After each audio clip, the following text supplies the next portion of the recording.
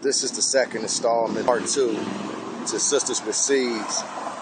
And it's like, you should never leave something without, you should never mention a problem and not leave some type of way to solve that problem.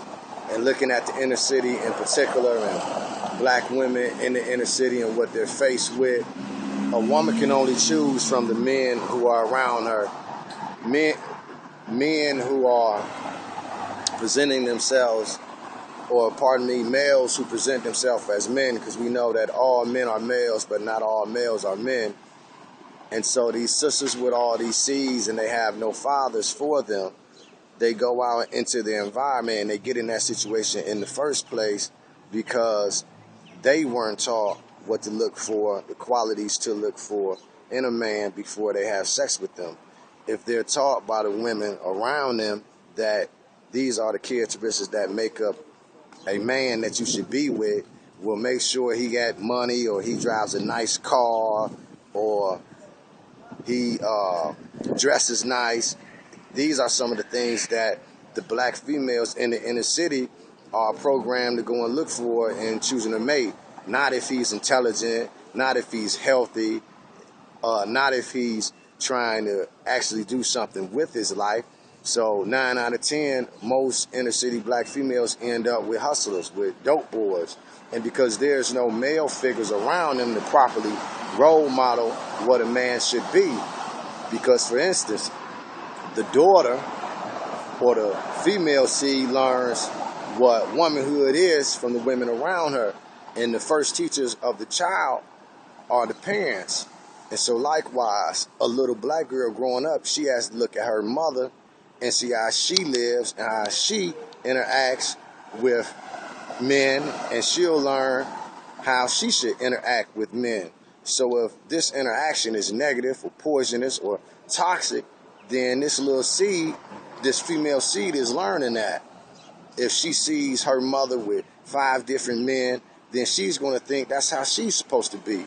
If she see her mother getting abused by men or selling her body to men for money and things of this nature, she's going to look and say, that's how I'm supposed to interact with the opposite sex when I get that old.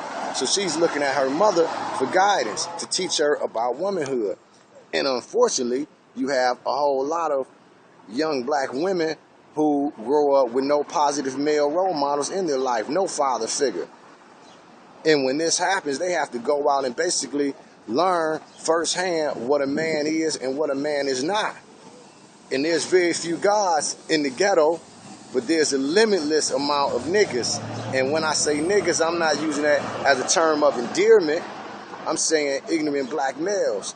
So when the sister goes out there to find her a mate, because that's what she's going to do, that's what women do. You see, it doesn't make her a hood rat. You know, it doesn't make her a bitch or a hoe, because what else is she going to do with her body except give it to a male to procreate, whether it's righteous or whether it's not righteous. But this is what the female body is for, to procreate. So she goes out into her environment and she goes out there to procreate. So she looks and she finds a male, and if male matches some type of attraction or something like that, they mate. But a lot of males falsify things that they gonna do when they run game, and they say all this type of stuff. And the woman's nature, by nature, she's receptive, she's submissive to the dominant energy, and the dominant energy is the male energy. And so men, either unconsciously or unconsciously, take advantage of that.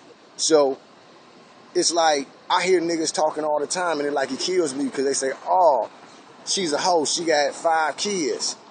Okay, well, after she had the first kid, if that relationship goes bad, that doesn't mean that she's going to stop having good relationships. So what's she supposed to just sew up her vagina and not have any more relationships? And so she has another one. It doesn't turn out good. So she has several of them that don't turn out good. It's actually not going to stop until either someone educates her on a better way of choosing men, or some male, he comes around and he civilizes her or teaches her and says, look, sister, you beautiful. You got 3 kids already, no husband, no man.